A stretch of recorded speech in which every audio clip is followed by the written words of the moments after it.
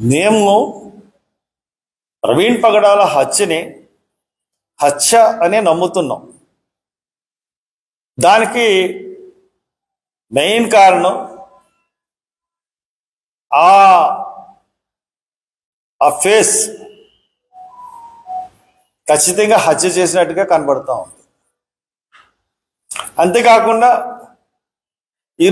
ఈరోజు హత్య జరిగితే నెక్స్ట్ డే వాళ్ళ ఇంట్లోంచి ల్యాప్టాప్, ఐప్యాడ్ తీసుకెళ్ళారు, అకౌంట్ సీజ్ చేశారు. ఈ 3 చర్యలు ఎందుకు చేశారు చెప్పండి. ఇప్పుడే నేను మీటింగ్ని రద్దు చేసేసుకుని కామ్గా కూర్చుంటాను. ప్రభుత్వం వాళ్ళ ఇంట్లోంచి తీసుకెళ్ళిన ల్యాప్టాప్, వాళ్ళ ఇంట్లో తీసుకెళ్ళిన ఐప్యాడ్, వాళ్ళ అకౌంట్స్ ఎందుకు సీజ్ చేశారు అన్నది చెప్పండి. ఎందుకంటే దానికి మీ దగ్గర సమాధానం లేదు, ఎందుకు తీసుకెళ్లారు అని చెప్పడానికి. ఒక యాక్సిడెంట్ కేసు అయితే వీటిని సీజ్ చేయాల్సిన పని ఏంటంటే, మళ్ళీ ఐజీ గారు ఏం చెప్పారు, మాకేమీ సంబంధం లేదు, టీవీల్లో వస్తున్న క్లిప్పింగ్లు, వీడియో క్లిప్పింగులతో మాకు సంబంధం లేదు అని చెప్పారు. అదే మనిషి ప్రెస్ మీట్ పెట్టి ఏం చెప్పారు, అయ్యే వీడియో క్లిప్పింగ్లు చూపించి ఇది హత్య ఇంతటితో కేసు ముగిస్తున్నాం, యాక్సిడెంట్ కేసు కింద ముగిస్తున్నాం అని ఎవరి దగ్గర అనౌన్స్ చేశారు? ఆయన మీ దగ్గరే అనౌన్స్ చేశారు, ప్రెస్ మీట్లోనే అనౌన్స్ చేశారు. అనౌన్స్ చేసి ఇక మీదట ఈ కేసు గురించి ఎవరు మాట్లాడినా, ఎవరు స్పందించినా వాళ్ళ మీద కేసులు పెడతాను, వాళ్ళని తీవ్రంగా శిక్షించడం అని చెప్పారు. చెప్పారా లేదా మీరే చెప్పండి. ఆ రోజు ప్రెస్ మీట్లో ఏం చెప్పారు ఎస్పీ గారు? నేను చెప్పిందైనా చెప్పారు, కేసు ఇంతటితో క్లోజ్ అని. మరి ఈ రోజున ఆయనే తిరిగి ఆ పోలీస్ స్టేషన్ వాళ్ళు అంటారు, రైట్ టు ఇన్ఫర్మేషన్ యాక్ట్ ప్రకారం నేను కొన్ని కాగితాలు అడిగాను.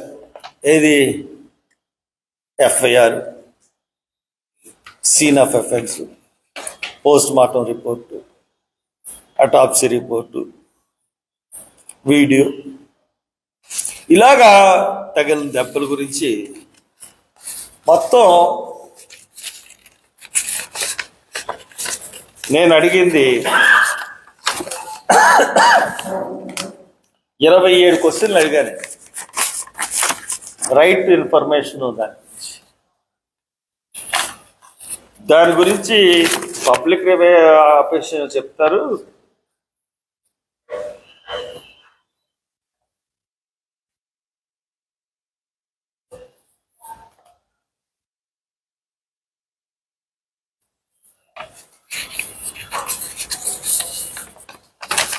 ఇదంట ఇవ్వడానికి లేదంట, ఇవన్నీ పబ్లిక్ డాక్యుమెంట్స్ కాదంట,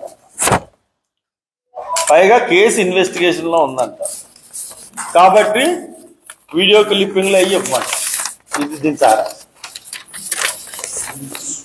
ఎఫ్ఐఆర్, వీళ్ళు ఎఫ్ఐఆర్ తప్పు. ఎఫ్ఐఆర్ ఎలా తప్పు?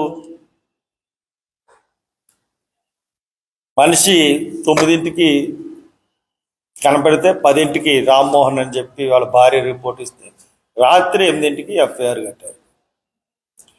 మీరు ప్రెస్ మీట్ పెట్టిన 23వ తారీఖున ఎప్పుడు ప్రెస్ మీట్ పెడితే 22వ తారీఖున పోస్ట్ మార్టం రిపోర్ట్ వచ్చింది, అటాప్సీ రిపోర్ట్ అన్నీ వచ్చేసింది. అవి ఇవ్వట్లేదు, ఏమీ ఇవ్వట్లేదు పోలీసులు. ఈ రోజు వరకు వాళ్ళు ఎటువంటి రిపోర్ట్ కూడా ఇవ్వట్లేదు. తప్పులన్నీ మీ దగ్గర పెట్టుకుని మమ్మల్ని మీరు ఎలా క్వశ్చన్ చేయగలరు? మీటింగ్ పెట్టొద్దని ఎందుకంటారు? మొత్తం తప్పులన్నీ మీ దగ్గర ఉన్నాయి పోలీస్ డిపార్ట్మెంట్ దగ్గర. గవర్నమెంట్ దీని మీద నేను లోకేష్ గారికి విజ్ఞప్తి చేస్తా ఉన్నాను, మీ ప్రభుత్వం వస్తే ప్రజాస్వామ్య విధానంలో పరిపాలన చేస్తుందని అన్నారు మిస్టర్ లోకేష్.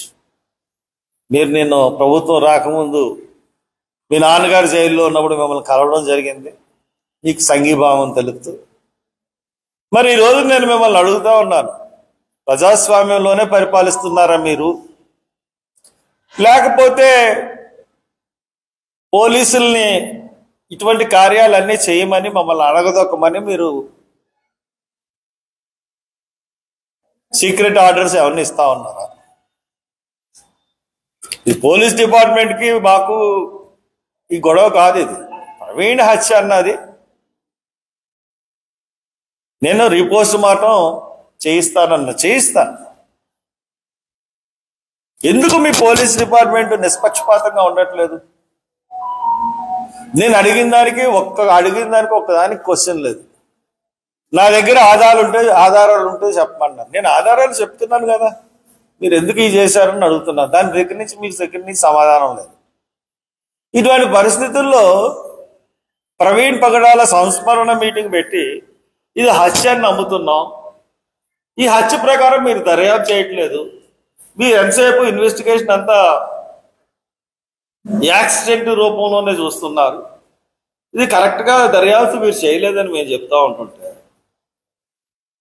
మరి ఆర్ఎస్ఎస్కి ప్రతినిధులుగా వీళ్ళు వ్యవహరిస్తున్నారు, ఎస్పీ అండ్ ఐజీ. పైగా రాధా మనోహర్ దాస్ని మీద కేసు పెట్టారట. మేమన్నా పెట్టమన్నావా? రాధా మనోహర్ దాసు లేకపోతే ఇంకో చిన్న పిల్లలు ఉన్నారు, ఎవరు ఆయన అమ్మా కరుణాకర్ అన్న అతను, అమారా ప్రసాద్, లలిత్ మోడీ, ఇలా కొంతమంది ఉన్నారు నాయకులు. వాళ్ళు ఎవరి మీద మీ కంప్లైంట్ వేయలేదు. వాళ్ళెవరికి ఇంత సోఫిస్టికేటెడ్ హత్య చేసేంత జ్ఞానం కూడా భగవంతుడు వాళ్ళకి ఇవ్వలేదు. వాళ్ళేమి ఇంత ప్లాన్ చేయలేరు. ఇది ప్లాన్ చేసింది, చంపించింది చాలా పెద్దోళ్ళు. వాళ్ళ మీద కేసులు పెట్టి వాళ్ళని బలి పశువులు చేయడం ఎందుకు? మేము అడుగుతున్నది దర్యాప్తు. మేమేమన్నా మతాలను రెచ్చగొడుతున్నావా, కులాలను రెచ్చగొడుతున్నావా? నిష్పాక్షమైన దర్యాప్తు జరపమంటున్నాం. ఐదర్ హిందూ ఫ్యానటిక్స్ చంపారా, లేకపోతే క్రిస్టియన్ జలసీ మీద చంపారా, లేదా ముస్లిం చంపారా? ఫలానా వాళ్ళు చంపారన్నది కూడా మేము కంక్లూజన్ ఇవ్వట్లేదు. కానీ గవర్నమెంట్కి అవసరం ఏంటి? గవర్నమెంట్కి ఆయన ల్యాప్టాప్ వల్ల, ఆయన ఐప్యాడ్ వల్ల అవసరం ఏంటి? కాబట్టి ముందు మా చెయ్యి ఎవరి మీదకి వెళ్తుంది? ఇలాగా గవర్నమెంట్ వైపు వెళ్తుంది, either state government or central government. మేము ప్రజలకి కానీ లేకపోతే ఎవరి మీద ఈ రోజుకి నా వీడియోలన్నీ చూడండి, ఎవరి మీద నేను మాట్లాడట్లేదు.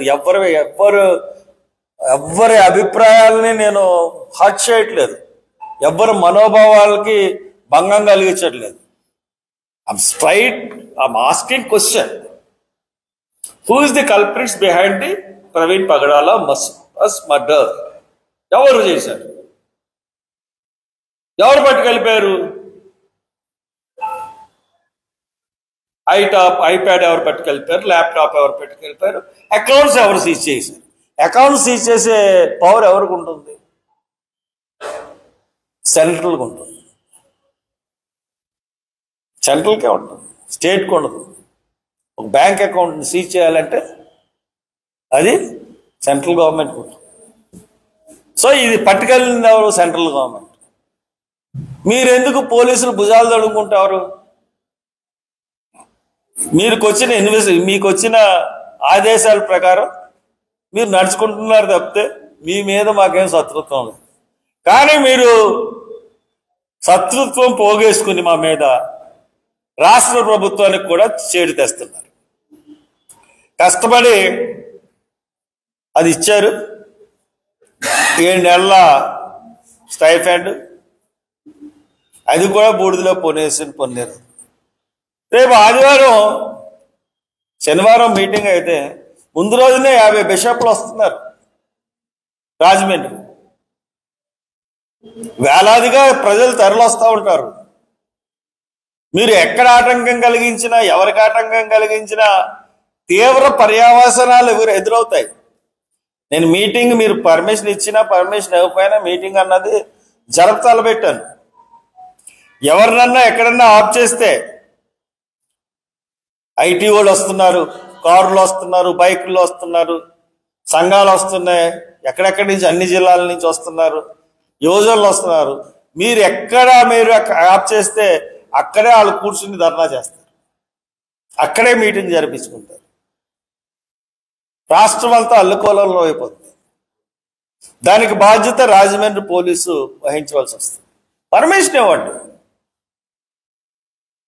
ఎవ్వరి మనోభావాల్ని రెచ్చగొట్టే ప్రసంగాలు